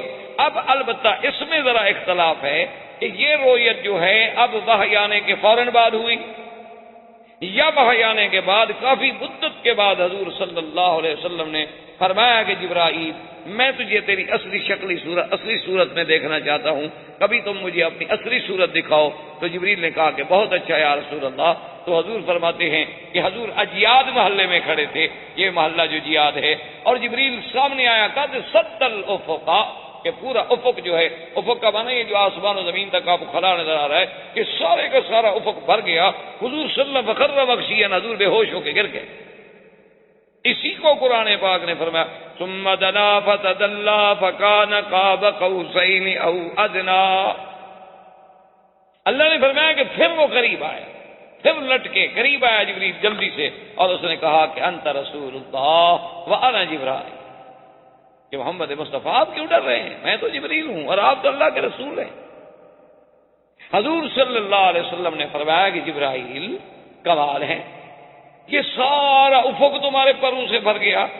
اس نے کہا حضور میں نے تو ابھی پورے پر بھی نہیں کھولے تھے، ابھی تو میں نے تھوڑے سے کھولے تھے. آپ نے دیکھا نا جیسے مور کبھی پر کھولتا ہے، کبھی تھوڑے سے، کبھی آدھے سے، کبھی پھر پورے کھول لیتا ہے. اس نے کہا حضور میں نے تو ابھی پورے پر بھی نہیں کھولے تھے. اور حضور فرماتے ہیں کہ بلہو ستوں میں یا تو جناحن، اللہ نے جبریل کو 600 پر دیے ہیں. اور ایک روایت میں انہوں نے کہا حضور میں نے تو ابھی 2 پر کھولے تھے اپنے. حضور نے فرمایا اچھا جبریل کوئی اور بھی اللہ کا فرشتہ ہے جو تم سے بھی زیادہ پروں والا ہو؟ تو اس نے عرض کیا کہ یا رسول اللہ اور اللہ کے بڑے فرشتے ہیں جن کے 5,000 ہزار پر ہیں، میرا تو صرف 600 پر ہے. تو ایک دفعہ جبریل علیہ السلام کو حضور نے دیکھا زمین، اور ایک دفعہ آسمانوں میں جب معراج پہ گئے، زندگی باقی وہاں تک پہنچے تو انشاءاللہ وہ عرض کریں گے. تو بہرحال اب حضور صلی اللہ علیہ وسلم اس وحی آنے کے بعد وہ کیفیت، کیونکہ اللہ کا کلام، اس کا اثر، لقاء جبرائیل اور رسول نوری کا اتصال نور رسول بشری سے، اور اس سب کا تحیر کہ حضور بڑی طبیعت پہ اثر ہے، کانپتے ہیں، گھبراہٹ ہے، خوف ہے. اور سب سے پہلے حضور سیدہ خدیجہ رضی اللہ تعالیٰ عنہ کے گھر میں تشریف لائے اور فرمایا زملونی، کہ خدیجہ مجھ پہ کپڑا ڈالو، کپڑا ڈالو. بی بی خدیجہ نے دیکھا کہ حضور پاک کے چہرے مبارک پر رنگ اڑا ہوا ہے، گھبراہٹ ہے. تو آپ نے پوچھا کہ کیا بات ہے؟ اس نے کہا کہ میں نے ایسے ایسے دیکھا ہے. تو بی بی خدیجہ نے پتہ ہے کیا لفظ کہے؟ اس نے کہا حضور آپ ڈر رہے ہیں کہ شاید کوئی جن کا اثر ہو. لیکن انہوں نے کہا کہ واللہ خدا کی قسم ہے مجھے محمد مصطفیٰ انک لتصل الرحم، تم تو رحم رشتے داروں کے ساتھ مہربانی کرنے والے، مصیبت میں کے مارے ہوں کی مدد کرنے والے، بیواؤں کے سر پہ چادر ڈالنے والے، یتیموں کے سر پہ ہاتھ رکھنے والے، غریبوں کی مدد کرنے والے. میرا مدنی آپ کیوں گھبرا رہے ہیں؟ آپ کو کبھی کچھ نہیں ہوگا، آپ بالکل ٹھیک ہیں، بالکل نہ ڈریں. حضور نے فرمایا بہرحال مجھے میرے اوپر ایک خوف ہے، اللہ جانے کی کیا بات. ایسی ایک چیز آئی، ایک بندے کی شکل میں آدمی آیا، اور آتے ہی اس نے مجھے کہا کہ پڑھو اقرا بسم ربک الذی خلق، اور میں نے کہا مانا میں کرے. تو بی بی خدیجہ چونکہ بہت بڑی دانا خاتون، اس نے کہا حضور آپ ذرا تسلی فرمائیں، بالکل نہ گھبرائیں، میں آپ کو لے کے جاتی ہوں ورقہ ابن نوفل کے پاس. اس زمانے میں ورقہ ابن نوفل جو ہیں وہ دین نصارہ پہ، یعنی نصرانیت کے دین پہ تھے، اور صحیح دین پہ، عیسیٰ علیہ السلام کی صحیح ماننے والے، یعنی وہ نہ مشرک تھے اور نہ عیسیٰ علیہ السلام کو خدا مانتے تھے، بالکل صحیح عیسیٰ علیہ السلام کی رسالت اور نبوت اور دین کے قائد تھے. اسی طرح ایک اور تھے ساعدہ، وہ بہت بڑا حکیم تھا، اور اس کے جناب طب اور اس کے اثرات ایسے تھے کہ جنگل کے شیر آگے اس کے ساتھ بیٹھے رہتے، جنگل کے شیر، چیتے، بگیاڑ، جنگل کے جانور، اور ان کو کہتا چلے جاؤ چلے جاتے، کہتے بیٹھ جاؤ تو بیٹھ جاؤ. تو بی بی خدیجہ کا رشتہ بھی تھا ورقہ ابن نوفل سے، قرابت داری بھی تھی. تو بی بی خدیجہ جلدی سے حضور صلی اللہ علیہ وسلم کو لے کر ورقہ ابن نوفل کے پاس آئیں، اور ورقہ سے کہا کہ حل رأیتا مارا ابن، اب میں کہا دیکھو تمہارے بھائی کے بیٹے نے کیا چیز دیکھی ہے. تو ورقہ ابن نوفل نے کہا کہ ہاں مجھے بتاؤ کیا بات ہے. بہرحال گھبرانے کی تو بات کوئی نہیں ہوگی، چونکہ محمد پاک تو ان لوگوں میں ہیں جو ہمیشہ غریبوں کے کام آتے. جب حضور نے ساری کیفیت، ساری واقعہ سنایا کہ میں ایسے غار میں بیٹھا تھا، ایسی عبادت کر رہا تھا، ایسے میرے سامنے ایک آدمی آیا، اس نے آ کے مجھے یوں کہا. ورقہ سوچ رہے ہیں، سن رہے ہیں. جب حضور پاک نے بات ختم کی تو انہوں نے کہا ابشری یا خدیجہ، خدیجہ تمہیں مبارک ہو، ھذا الناموس الاکبر، یہ وہی جبریل ہے الذی نزل علی موسیٰ، جو موسیٰ علیہ السلام. مبارک ہو، یہ تو تمہارا شوہر جو ہے وہ تو اللہ کا نبی ہے، اس پہ تو وحی اتری. ھذا الناموس الذی نزل علی موسیٰ علیہ السلام، یہ وہی فرشتہ ہے جو موسیٰ علیہ السلام پہ اترا تھا. لیکن علماء نے لکھا کہ انہوں نے یہ نہیں کہا کہ عیسیٰ پہ اترا تھا، اس کی دو وجوہات ہیں. ایک تو یہ ہے کہ دین کامل اصل میں موسیٰ علیہ السلام، کتاب کامل جو تھی وہ موسیٰ علیہ السلام کی تھی. عیسیٰ علیہ السلام کے بعد جو کتاب انجیل تھی وہ بھی دراصل کتاب تورات کتاب ہے. اور دوسری بات علماء نے ایک نقطہ یہ لکھا ہے کہ لوگ جو ہیں بعض تو عیسیٰ علیہ السلام کو خدا مانتے تھے، بعض تثلیث کے قائل تھے، بعض اس کو ابن اللہ مانتے تھے، تو اس لیے ان کا حوالہ دینا مناسب نہ سمجھا گیا، تو حضرت موسیٰ علیہ السلام کا حوالہ دیا کہ بھی یہ وہ ناموس اکبر ہے، یہ وہ روح القدس ہے، یہ وہ اللہ کا فرشتہ ہے الذی نزل علی محمد صلی اللہ علیہ وسلم. اور اس کے بعد اس نے فوراً کہا کہ یا محمد صلی اللہ علیہ وسلم کاش میں جوان ہوتا، کاش میری صحت مجھے اجازت دیتی، اور کاش میں اس وقت مکے میں ہوتا جب یہ مکے والے آپ کو مکے سے نکالے. تو حضور ساری باتیں سنتے رہے. جب ورقہ ابن نوفل نے کہا کہ آپ کو مکے والے نکالیں گے تو حضور جوش میں آ گیا، فرمایا اب مخرجی کیا ہوں، مجھے نکالیں گے مکے سے؟ بھائی نکالا تو اس کو جاتا ہے نعوذ باللہ جس کے اخلاق پہ کوئی اعتراض ہو، جس کے اعمال پہ کوئی اعتراض ہو. میرے تو الحمدللہ نہ اخلاق پہ، نہ اعمال پہ، نہ افعال پہ، نہ اقوال پہ، مجھے کیوں نکالیں گے؟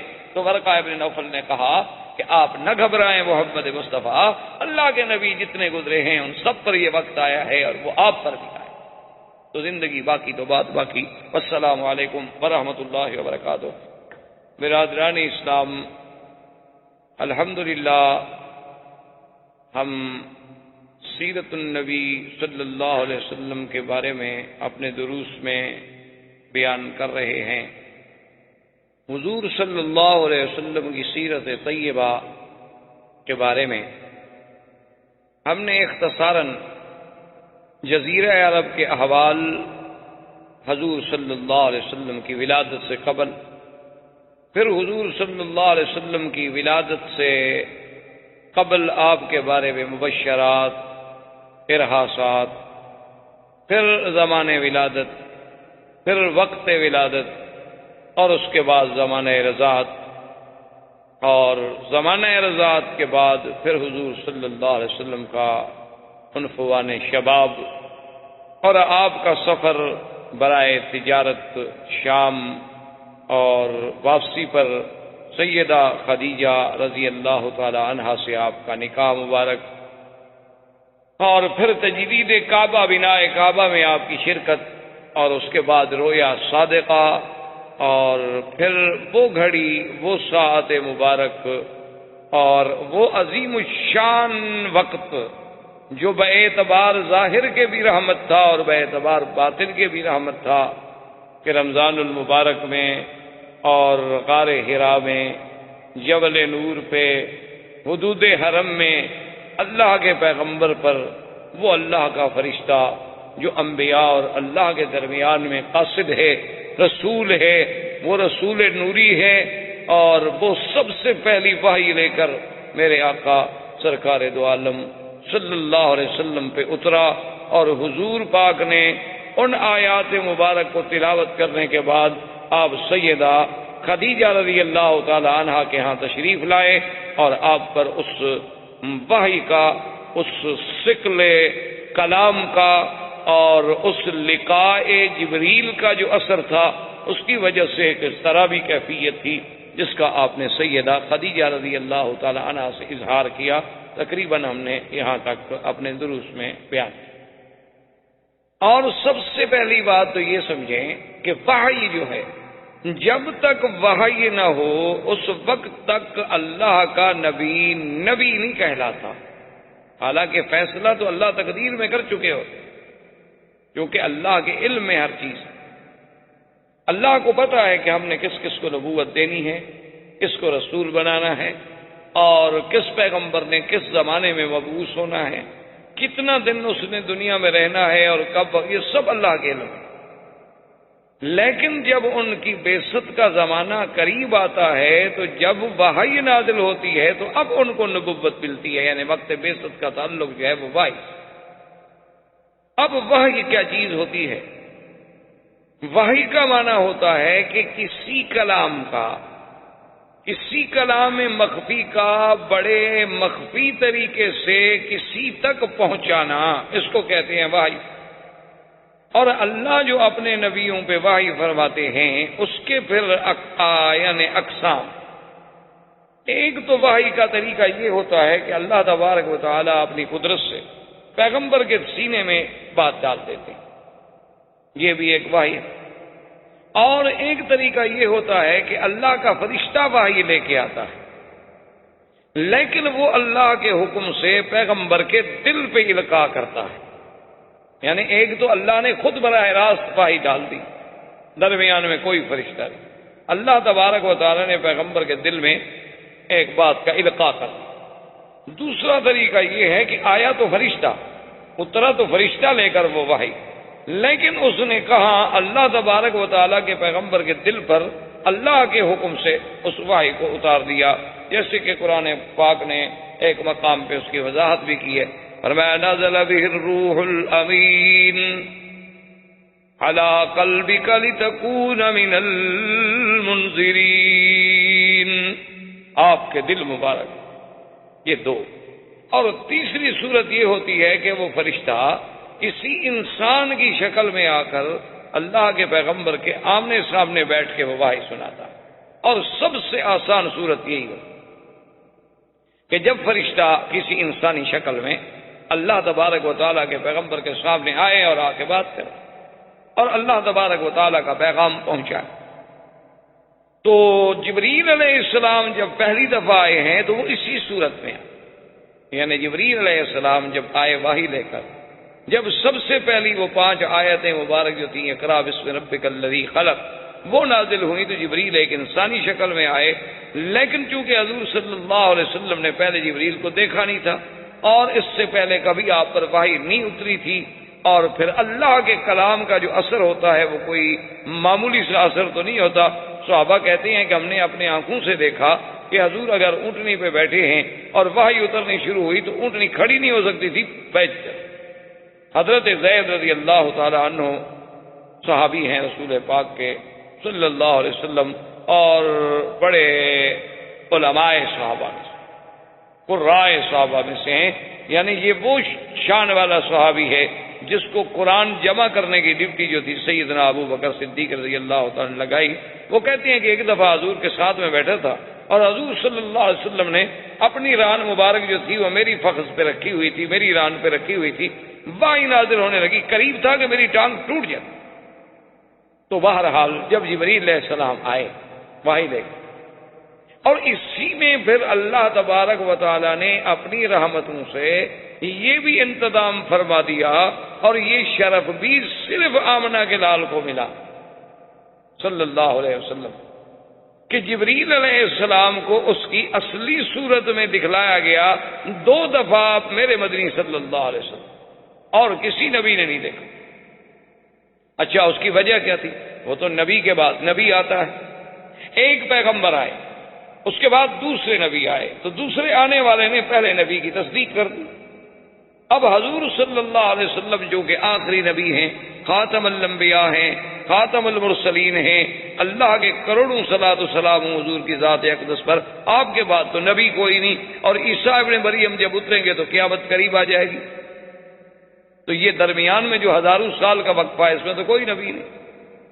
تو لازماً جو غلط قوتیں ہیں یعنی اعداء اسلام ہیں، اعداء دین ہیں، وہ چاہے یہودی ہوں، نصرانی ہوں، وہ چاہے ہندوز ہوں، وثنی ہوں، کوئی ہوں، الکفر ملۃ واحدہ، تو ان کے پاس یہ سب سے بڑا ہتھیار تھا کہ جی آپ کہتے ہیں کہ جبریل میرے پاس آئے، تو آپ نے کیا جبریل کو دیکھا بھی تھا؟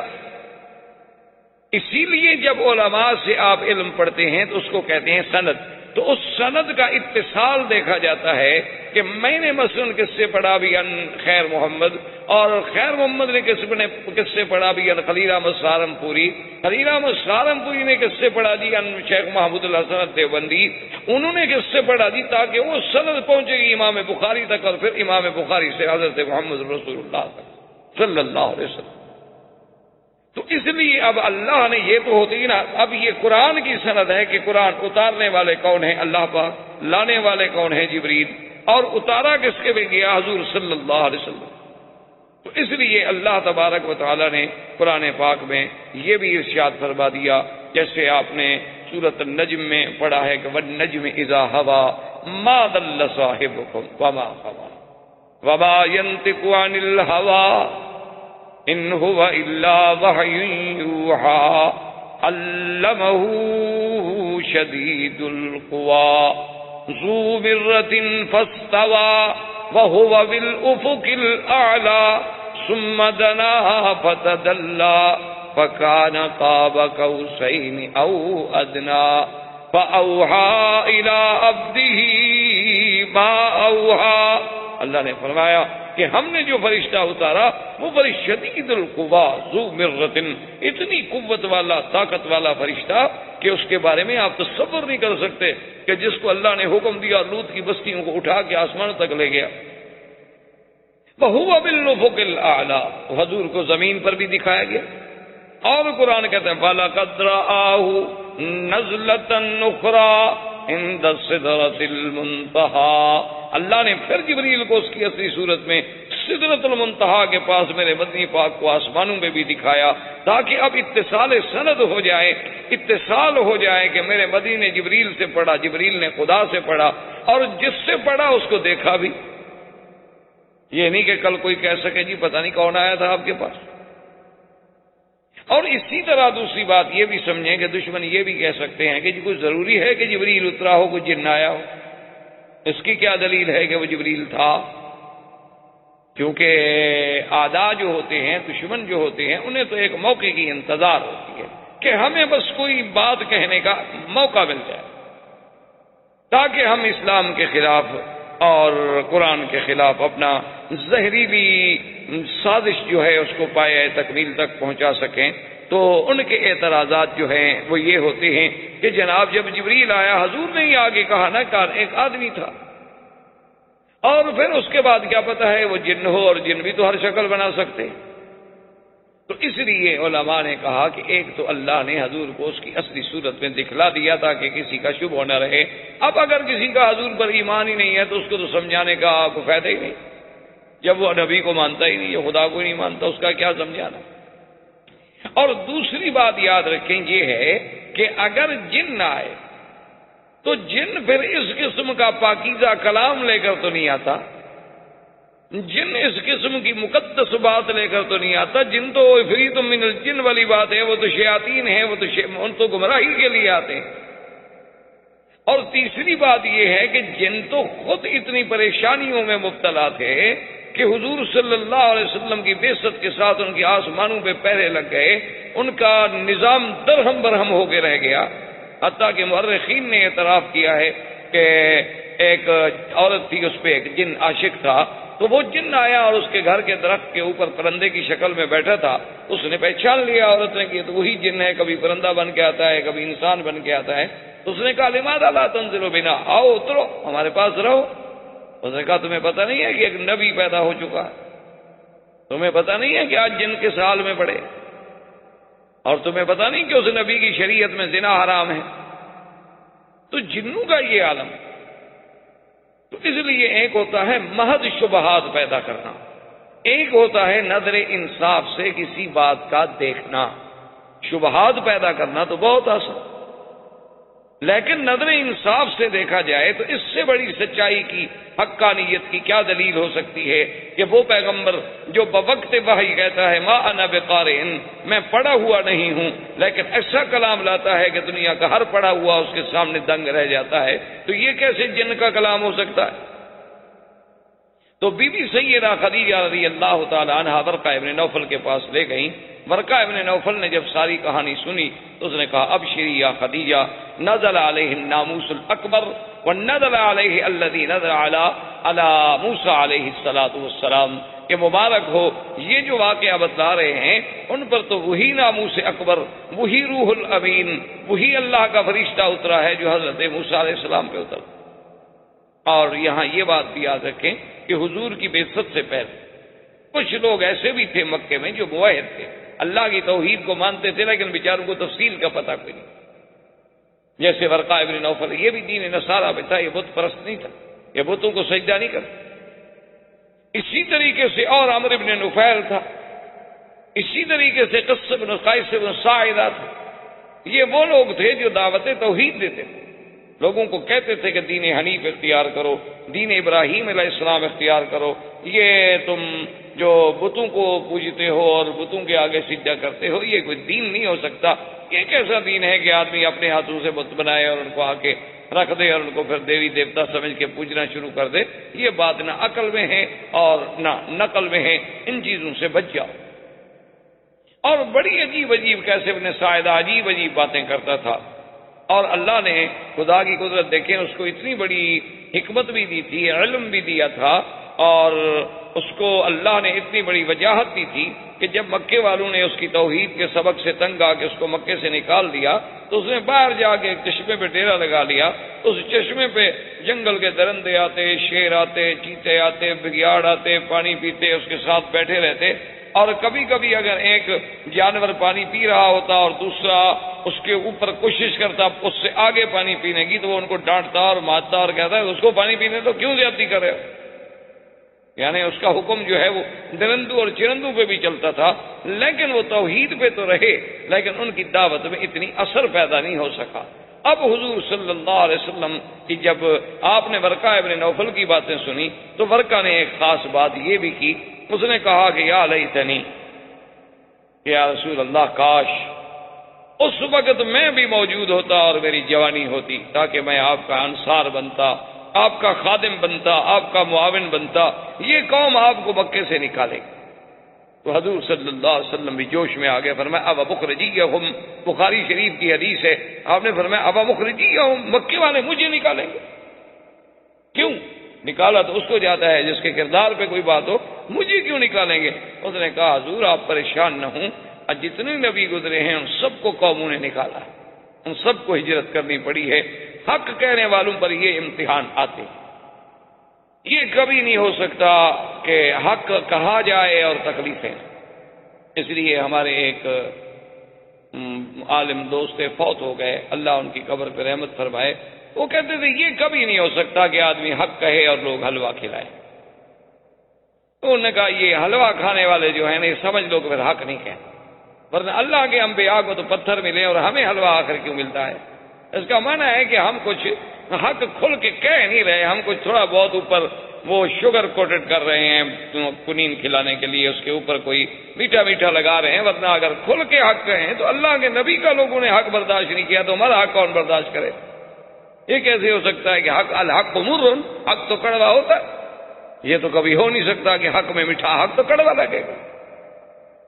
تو حضور صلی اللہ علیہ وسلم واپس تشریف لے آئے تو یہ آپ کی نبوت کی ابتدا تھی، سمجھیے نبوت کا معنی کہ وحی تو اترنی شروع ہو گئی، اب آپ کی نبوت تو شروع ہو گئی، لیکن ایک ہوتا ہے کہ آگے دین کا، تبلیغ کا، رسالت کا، پیغام کا، اوامر کا پہنچانا، وہ ابھی حکم نہیں ملا تھا۔ پہلا حکم تو صرف اتنا تھا نا اقرأ باسم ربک الذی خلق، آپ پڑھیں۔ تو اب حضور صلی اللہ علیہ وسلم ایک روایت مبارک میں ہے کہ اپنے گھر میں لیٹے ہوئے تھے سیدہ خدیجہ کے گھر میں، اور کپڑا مبارک اوپر ڈالا ہوا تھا، کیونکہ قرآن پاک میں دو مقام پہ لفظ ہے، ایک مدثر اور ایک مزمل۔ مزمل کا معنی بھی یہی ہوتا ہے کسی کپڑے کا اپنے اوپر لپیٹ کے لیٹ جانا، سو جانا۔ مدثر کا معنی بھی، دثار کا معنی یہی ہوتا ہے کہ کوئی بڑے سے بڑا کپڑا لے کر یا کوئی بڑے سے بڑا کمبل لے کر، کوئی چیز لے کر آدمی اپنے آپ کو لپیٹ لے اور لیٹ جائے تو اس کو کہتے ہیں مزمل، اور اسی کو کہتے ہیں مدثر، دثار سے اور تزمیل سے۔ تو حضور صلی اللہ علیہ وسلم لیٹے ہوئے تھے کہ اللہ کا قرآن نازل ہوا، جبریل علیہ السلام تشریف لائے کہ یا ایھا المدثر قم فانذر، یا ایھا المدثر قم فانذر وربک فکبر وثیابک فطہر والرجز فہجر۔ اور یہ بھی دیکھیں شان رسول پاک صلی اللہ علیہ وسلم، یہ سب سے بڑی عظمت شان ہے کہ اللہ تبارک و تعالیٰ اپنے محبوب کو خطاب کرے اسی کیفیت میں جس کیفیت میں وہ لیٹے ہوئے تھے، اے میرے محبوب کپڑے میں لپٹنے والے، کپڑے میں لپٹ کے لیٹنے والے اٹھو۔ اس سے بڑی محبوبیت کی کیا دلیل ہو سکتی ہے کہ آدمی جب خطاب کرے تو اسی کیفیت کو بیان کرے جو اس کی کیفیت۔ جیسے کہ سیدنا علی رضی اللہ تعالی عنہ ایک دن حضور پاک تشریف لائے اور حضرت علی کے بارے میں پوچھا تو بی بی فاطمہ الزہرا رضی اللہ تعالی عنہا نے عرض کیا کہ یا رسول اللہ، حضرت علی کسی بات پہ ناراض ہو کے گھر سے باہر تشریف لے گئے ہیں۔ تو حضور ڈھونڈتے آئے، دیکھا کہ حضرت علی مسجد میں لیٹے ہوئے ہیں، اور مسجد میں بھی اس انداز میں لیٹے ہوئے ہیں کہ ایک کچی اینٹ سرانے کی نیچے رکھی ہوئی ہے مٹی کی، اور اسی مٹی پہ لیٹے ہوئے ہیں، کوئی پرچھا بھی نہیں، کوئی نیچے بستر بھی نہیں، کوئی کپڑا بھی نہیں، کچھ بھی نہیں۔ تو آپ کے بال مبارک میں اور مٹی لگی ہوئی ہے، تو حضور نے بھی اسی محبت میں اٹھایا، فرمایا قم یا ابا تراب، قم یا ابا تراب، اے مٹی کے باپ اٹھو۔ تو یہ محبوب کی ایک محبوبیت کی کیفیت ہوتی ہے کہ آدمی اس کو اسی کیفیت میں خطاب کرے۔ حضرت علی کی کنیت تو ابو الحسن تھی، آپ کے سب سے بڑے بیٹے حضرت حسن، تو آپ کی کنیت تو ابو الحسن تھی۔ آپ کے اس کے بعد حضرت حسین تھے، لیکن ان کو یہ حضور کا پیارا خطاب جو تھا وہ اتنا بھایا اور اتنی کنیت پسند ہے، انہوں نے کہا بھی آج کے بعد مجھے ابھی تراب ہی کہا کرو، میں اپنی کنیت چھوڑ سکتا ہوں لیکن حضور کی محبت سے دی ہوئی کنیت کو نہیں چھوڑ سکتا۔ تو یہ معمولی سی بات نہیں ہوتی کہ اللہ اپنے نبی کو اس محبت سے اور اس انداز سے مخاطب فرمائے، یا ایھا النبی یا ایھا الرسول، جیسے فرمایا یا زکریا یا عیسیٰ یا آدم، ٹھیک ہے، لیکن اس کیفیت میں کہ اے کپڑے میں لپٹنے والے، یا ایھا المدثر قم فانذر۔ اور اس کے ساتھ ساتھ یہ بات بھی یاد رکھ لیں کہ جیسے ہمارے بعض دوست ہوتے ہیں نا جو ان نے اس کا ایک ترجمہ یہ بھی کرتے ہیں کالی کملی میں لپٹنے والے، تو یہ زیادتی ہوتی، یہ ایک زیادتی ہوتی ہے، ہمیشہ سمجھا۔ کیوں قرآن کہتا ہے یا ایھا المزمل یا ایھا المدثر، اس کا معنی ہے کسی کپڑے میں لپٹنا۔ اب یہ اپنی طرف سے ترجمہ کرنا کالی کملی، تو قرآن میں ایک لفظ بڑھانے والی بات، یہ خدا بہتر جانے آخر انہوں نے کہاں سے لفظ لے لیا، اللہ ہدایت عطا فرمائے۔ کیونکہ شاید انہوں نے سوچا ہو کہ کعبۃ اللہ کا غلاف چونکہ کالا ہے تو حضور صلی اللہ علیہ وسلم کے لیے بھی ہم کوئی کالی کملی تجویز کر دیں، حالانکہ جو چیز قرآن و حدیث بیان نہ کرے وہ سیرت نہیں ہوتی، یہ بہت بڑی زیادتی ہوتی ہے، اور خاص طور پہ قرآن و حدیث میں کوئی لفظ اپنی طرف سے بڑھایا جائے، اتنی حد میں رہیں جو قرآن کہتا ہے۔ جیسے ہم نے ایک شہرت دے دی کہ آدم علیہ السلام نے گندم کا دانہ کھایا تھا اور جنت سے نکالے گئے، آسمانوں سے اتارے گئے، پتہ نہیں گندم کا دانہ ان کو کہاں سے مولوی صاحبان کو مل گیا۔ یعنی کتنی بڑی زیادتی ہے اللہ کے قرآن۔ یہی فرق ہوتا ہے ایک عالم دین کا اور ایک غیر عالم کا، کہ کبھی عالم اپنی طرف سے اضافہ نہیں کرے گا اللہ کے قرآن میں۔ اسی لیے آپ نے دیکھا نہیں، کبھی آپ پڑھیں نا ترجمہ تو آپ کو یوں لگے گا کہ ترجمے میں بھی سلاست نہیں ہے، تسلسل نہیں ہے، عبارت ایک دوسرے کے ساتھ جڑی ہوئی نہیں ہے، تو عجیب عجیب یعنی اوپری سی عبارت لگتی ہے قرآن کے ترجمے کی اردو میں۔ وجہ یہ ہے کہ جو جتنا ترجمہ کرنے والا محتاط ہوگا وہ اردو کی عبارت کا خیال نہیں کرے گا، وہ تو اللہ کے قرآن کے لفظ کا خیال کرے گا کہ بھی اس لفظ کا ترجمہ کیا بنتا ہے، آگے عبارت بنے نہ بنے، وہ اس کا محتاج ہے قرآن کے، اس کے لیے ہم عبارت بنائیں۔ اور ہم سمجھتے ہیں کہ کمال کی تفسیر تو وہ لکھی ہے نا جی، وہ جناب عبارت پڑھنے میں لطف آتا ہے، پتہ لگتا ہے نا کتنا سلیس عبارت، چاہے اس میں 20 لفظ اپنے ڈال دیے گئے سلیس بنانے کے لیے، حالانکہ وہ قرآن کا ترجمہ نہیں ہوتا۔ آپ تفسیر میں جو کچھ لکھیں، تفسیر کرنا الگ بات ہے، قرآن کے لفظ کا ترجمہ کرنا الگ بات ہے۔ ایک تو سب سے پہلی بات یہ سمجھیں کہ قرآن بھی تو خود ترجمہ ہے، پر ترجمے کا ترجمہ کرنا کتنا مشکل ہو جاتا ہے، کیونکہ اللہ نے نقل کیا نا کہ نوح علیہ السلام نے قوم سے یہ کہا، تو نوح علیہ السلام نے قوم سے کوئی عربی میں بات تھوڑی کی، وہ تو سریانی زبان میں بات کی تھی یا عبرانی زبان میں بات کی تھی۔ اللہ نے اپنے نبی کے لیے وہ عربی میں ترجمہ کر کے نوح علیہ السلام کی بات کا سنا دیا، تو وہ بھی تو ایک ترجمہ ہے جس کو خدا نے کیا، پھر اس کے ترجمے کا ترجمہ کرنا کوئی آسان بات نہیں ہوتی۔ تو اس لیے بہرحال سمجھیں، قرآن نے اتنا کہا کہ یا ایھا المدثر، بس قرآن نے اتنا کہا کہ یا آدم ولا تقربا هذه الشجرہ، اس درخت کے قریب مت جانا۔ وہ کون سا درخت تھا اللہ جانے، جب اللہ نے قرآن میں نام نہیں لیا تو ہم کہاں سے ڈھونڈ کے لے آئیں؟ یہ سب سے بڑی بنیادی غلطی ہے جس سے ہم گمراہ ہوتے ہیں، اللہ معاف فرمائے۔ اللہ حضرت شاہ جی رحمۃ اللہ علیہ عطا اللہ شاہ بخاری جب فوت ہو گئے اور قاضی احسان جب فوت ہو گئے تو قاضی احسان کے بارے میں ان کے ایک بڑے معتقد تھے اور بہت بڑے وہ ادیب بھی تھے، وکیل لائر بھی تھے، قانون دان بھی تھے اور سیاسی لیڈر بھی تھے اور بڑے اچھے رائٹر بھی تھے. تو انہوں نے شورش کاشمیری کو خط لکھا کہ میں قاضی صاحب کی یعنی سوانح لکھنا چاہتا ہوں، چونکہ قاضی صاحب کے ساتھ تمہارا بھی بہت بڑا تعلق تھا تو مہربانی کر کے ان کے کچھ واقعات مجھے لکھیں. تو انہوں نے شورش صاحب نے جواب دیا کہ سوانح ضرور لکھو لیکن خدا کے لیے قاضی صاحب کو قاضی صاحب ہی رہنے دینا. یعنی سوانح لکھتے ہوئے یہ نہ کرنا کہ ما فوق الفطرت چیز بنا دو. اسی لیے یہ معنی نہیں ہوتا کہ حضور کی سیرت کا بیان اس انداز میں کیا جائے کہ ان کو مقام الوہیت پہ بٹھا دیں یا الوہیت کے قریب لے آئیں. نا، نبوت کا اپنا مقام ہے، رسالت کا اپنا مقام ہے اور الوہیت کا اپنا مقام ہے، وحی کا اپنا مقام ہے. اس میں ہم ایک لفظ بھی آگے پیچھے نہیں کر سکتے. تو جب یہ حکم ملا کہ یا ایھا المدثر قم فانذر، اٹھو میرے مدنی، اب اٹھو، اب سونے کا وقت گزر گیا، اٹھو اور قوم کو ڈراؤ اور اپنے رب کو بڑا مانو، اپنے رب کی بڑائی کرو.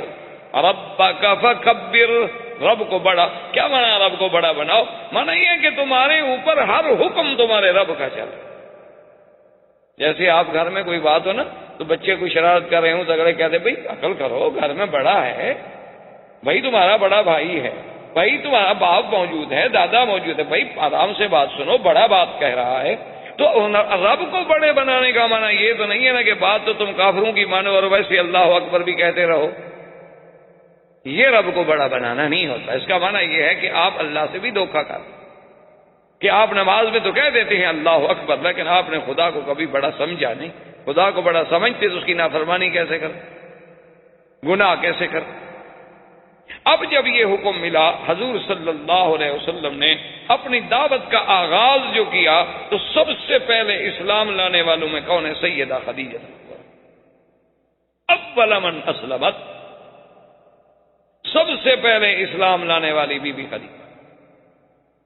اسی لیے یعنی میں باہر کے ملکوں میں بھی اور کہیں بھی جب اللہ موقع دیتا ہے تو آج کل کے جو ہمارے جدید لوگ ہیں جو بڑے جدیدیت سے متاثر ہیں، جدید نظام سے اور جدید تہذیب کے بیچارے دل دادا ہیں، تو جنہیں بڑا غم کھا رہا ہے عورتوں کی آزادی کا، مساوات کا، وہ کہتے ہیں جی اسلام نے عورت کی شہادت کا حق نہیں دیا. انہیں بتاتا ہوں خدا کے بندے، اسلام نے تو عورت کو اتنی بڑی عظمت دی کہ میرے مدنی کی نبوت کی پہلی گواہ عورت ہے. سب سے پہلے اسلام لانے والی کون ہے؟ خدیجہ. اسلام نے تو اتنی بڑی عزت دی ہے عورت. اب سیدہ خدیجہ اسلام لانے کے بعد حضرت زید اسلام لائے. حضرت زید کون تھے؟ جن کا واقعہ پہلے ہم پڑھ چکے ہیں کہ زید ابن حارثہ تھے، لیکن بیچارے غلام بن کے آئے اور زید ابن محمد کہلائے. اصل میں وہ غلام تھے، پھر بی بی خدیجہ نے خریدا، بی بی خدیجہ نے انہیں آزاد کر کے حضور کی غلامی کے لیے وقف کر دیا. تو وہ بھی چونکہ اسی گھر میں رہتے تھے تو اس پر حضرت زید بھی اسلام لائے. اور یہ گھر والوں کی بات ہو رہی، یعنی گھر میں گھر والوں میں سے اول کون اسلام لایا؟ سب سے پہلے بی بی خدیجہ، حضرت زید اور سیدنا علی.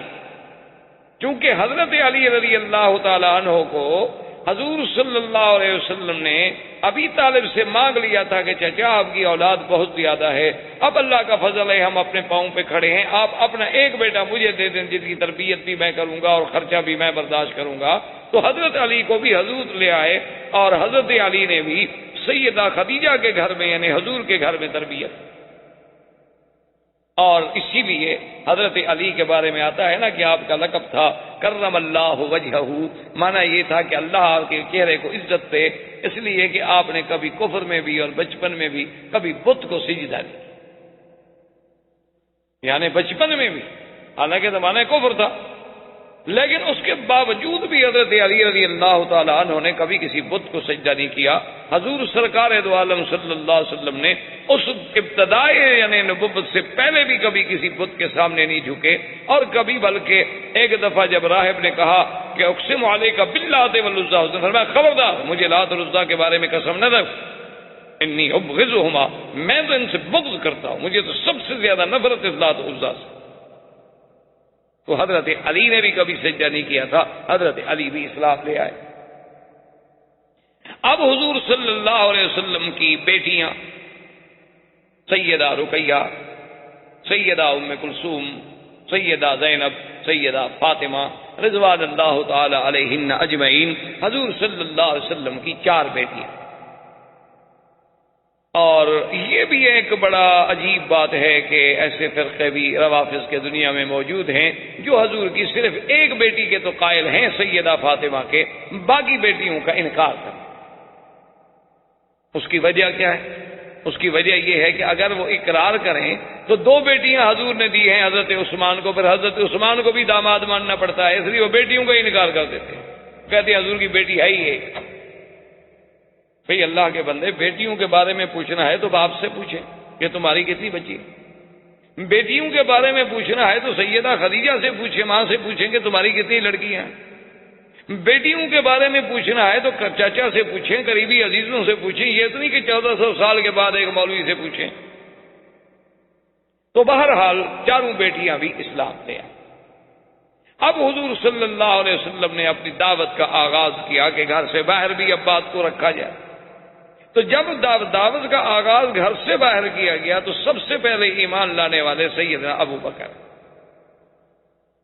اور حضور صلی اللہ علیہ وسلم نے فرمایا، آپ نے فرمایا کہ دنیا میں ایک انسان ہے جس کو میں نے جب اسلام کی دعوت دی تو اس نے کوئی سوال نہیں کیا، اس نے یہ نہیں پوچھا کہ حضور وحی کب اتری، آپ کے پاس کیا دلیل ہے کہ آپ اللہ کے نبی ہیں، آپ کے پاس کیا دلیل ہے کہ واقعی وہ جبریل آیا تھا۔ انہوں نے کہا یہ پہلا شخص ہے سیدنا صدیق کہ میں نے دعوت اسلام دی، اس نے کہا قبلت اشہد ان لا الہ الا اللہ واشہد ان محمد رسول اللہ۔ اسی لیے حضور فرماتے تھے کہ واللہ مجھے اللہ کی قسم ہے لو وزنا ایمان الامت کلھا، کہ اگر ایک ترازو میں میری پوری امت کا ایمان رکھا جائے اور ایک پلڑے میں ابو بکر کا ایمان رکھا جائے لرجح ایمان ابو بکر، ابو بکر کا ایمان زیادہ بھاری ہو گیا۔ اور اسی طرح سرکار دو عالم صلی اللہ علیہ وسلم نے فرمایا کہ واللہ ما وطأ علی الارض احد بعد الانبیاء، کہ خدا کی قسم ہے اس زمین پر انبیاء کے بعد کسی افضل شخصیت نے قدم نہیں رکھا جیسا کہ ابو بکر۔ کیا مانا کہ اللہ کے نبیوں کے بعد مخلوق میں اگر کوئی افضل ہے تو ابو بکر رضی اللہ تعالی۔ اسی لیے علماء نے کہا ہے، بات کو سمجھیں، کہ اگر عورتوں میں اولیت دیکھی جائے تو خدیجہ کو ملے گی، غلاموں میں اولیت دیکھی جائے تو حضرت زید کو ملے گی، اور بچوں میں اولیت دیکھی جائے تو حضرت علی کو ملے گی۔ لیکن باشعور اور سمجھدار اور عین رشد والے سن میں اگر اولیت دیکھی جائے تو ابو بکر کو ملے گی، چونکہ حضرت علی ایمان لائے لیکن بچے تھے، بی بی خدیجہ اسلام لے آئی لیکن عورت تھی، زید اسلام لے آئے غلام تھے لیکن آزاد، اور سرزمین حرم کا، سرزمین مکہ کا ایک عظیم معروف انسان، وہ ایمان لانے۔ اسی لیے علماء نے لکھا کہ سب سے پہلا ایمان لانے والا کون ہے؟ ابو بکر، چونکہ باقی یا تو غلام ہے، حضور کی بیوی ہے، یا حضرت علی بچے۔ اور یہ بات بھی یاد رکھیں کہ سیدنا ابو بکر بھی ان لوگوں میں ہیں کہ جنہوں نے اسلام لانے سے پہلے بھی کبھی بت کو سجدہ نہیں کیا، بلکہ آپ کے والد ابی قحافہ وہ تو بتوں کو سجدہ کرتے تھے، باقاعدہ بتوں کی عبادت کرتے، تو وہ حضرت صدیق کو بڑا زبردستی پکڑ کے لے جاتے کہ بھائی تم بھی تو میرے ساتھ چلو نا، کبھی میرے خدا کے سامنے بیٹھ کے عبادت کرو، کچھ تضرع کرو، کچھ عاجزی کرو، تم کبھی بھی نہیں آتے ہمارے ساتھ۔ تو حضرت ابو بکر صدیق کسی طریقے سے، کسی بہانے سے، اب باپ سے آدمی کیا کرے، باپ سے نہ تو لڑ سکتا ہے، نہ جھگڑ سکتا ہے، نہ باپ کے آگے زور سے بات کر سکتا ہے، تو کوئی نہ کوئی بہانہ کر کے حضرت صدیق ادھر ادھر ہو جاتے۔ لیکن اتفاق کی بات یہ ہے کہ ایک دفعہ حضرت ابی بکر اپنے گھر میں تھے اور ابی قحافہ ضد کر گئے، انہوں نے کہا آج میں تمہیں کبھی نہیں چھوڑوں گا، تم جا کے میرے ساتھ میرے خدا کی بات، اور پکڑ کے لیا اپنے عبادت خانے میں۔ جب آ گئے تو حضرت صدیق فرماتے ہیں کہ اب میرے لیے کوئی چھٹکارا نہیں تھا، تو اللہ نے میرے دماغ میں بات ڈالی، میں نے کہا ابا جان بات یہ ہے کہ آپ جائیں آج میں علیحدہ بیٹھ کے اس مسئلے پہ غور کرتا ہوں اور پھر علیحدہ بیٹھ کے عبادت کروں. ابا خوش ہو گئے، والد چپ کر کے چلے گئے. حضرت صدیق فرماتے ہیں جب مجھے تسلی ہو گئی کہ ابا دور چلے گئے، اب نہیں آئیں گے، میں نے جا کر دور سے دیکھ لیا اور دروازہ بند کر کے آیا، اور میرے باپ کا وہ جو خدا بنا کھڑا تھا، میں نے اس سے کہا کہ بھائی مجھے پانی پلاؤ، مجھے پیاس لگی ہے، پانی چاہیے. اب وہ کیا بت کیا بات کرے. میں نے کہا چلو پانی وانی نہیں تو کوئی روٹی شوٹی کھلا دو. تو اب روٹی کیا کھلائے جی، بت کیسے روٹی کھلائے گا. تو کہتے ہیں میں دور گیا، میں نے ایک بڑا پتھر اٹھایا، پتھر اٹھا کے آیا، پھر دروازہ اندر سے بند کیا. میں نے کہا بات سنو، تم میرے باپ کے خدا ہو، نہ مجھے پانی پلاتے ہو نہ کھانا کھلاتے ہو، تو چلو میں تمہیں توڑتا ہوں، کم سے کم اپنی حفاظت تو کرو. اور میں نے پتھر مارا اور ٹکڑے ٹکڑے. یہ کیسے خدا ہو سکتے ہیں پتھر کے خدا. اور پھر میں چلا آیا. بعد میں جب ابھی قحافہ گئے، انہوں نے جا کے جناب اپنے عبادت خانے میں جا کے دیکھا تو عجیب منظر تھا کہ خدا ٹوٹا ہوا ہے. خدا کو بندہ توڑ دے. لیکن جب اللہ عقل چھین لے تو پھر کیا ہو سکتا. اب جناب انہوں نے جا کر واپس آئے بڑے غصے میں، بڑے جوش میں، اور ابی بکر کی والدہ سے کہا کہ پتہ ہے تمہیں تمہارے بیٹے نے کیا کیا. انہوں نے کہا مجھے تو نہیں پتا. انہوں نے کہا کیا کیا. وہ تو میرے خدا کی توہین کر دی، اہانت کر دی، ایسا کیا ایسا کیا. کہاں ہے ابی بکر؟ آج میں نہیں چھوڑوں گا، اس کو سزا دوں گا. تو ابی بکر کی اماں نے کہا کہ ابی قحافہ جلد بازی نہ کرو، بات کو ذرا ٹھنڈے دل سے سنو اور سمجھو. انہوں نے کہا کیا بات ہے. اس نے کہا بات سنو کہ جب یہ ابو بکر میرے پیٹ میں تھا تو میں جب جنگل سے گزرتی تھی تو آواز آتی تھی کہ یا امت اللہ بالتحقیق ابشری بالولد العتیق لقبہ فی السماء صدیق فہو للنبی صاحب ورفیق. آواز آتی تھی کہ اے اللہ کی بندی، تمہیں مبارک ہو، تمہارے پیٹ میں ایک ایسا بچہ ہے کہ جس کا آسمانوں میں لقب صدیق ہے، اور جو زمین میں ایک نبی پیدا ہوں گے اور یہ اس کا رفیق ہوگا. تو بی بی نے کہا ان ابنی لہو شأن. ابھی قحافہ میرا بیٹا بڑا شان والا بیٹا ہے، اس کو مت مارنا، اس نے جو کچھ کیا ہے بس بھول جاؤ. ابھی قحافہ نے کہا اچھا عجیب بات. تو یعنی آپ اندازہ کریں کہ اللہ تبارک و تعالیٰ کے نبی سرکار دو عالم، اللہ کے کروڑوں صلاۃ و سلام میرے نبی پہ، آپ نے کتنی پیاری بات کی. فرمایا ان اللہ اختارنی ثم اختار لی اصحابی فجعل منہم اصحاری وانصاری. اللہ نے مجھے ساری مخلوق میں چن لیا اور میرے لیے پھر میرے صحابہ کو بھی خود چن لیا.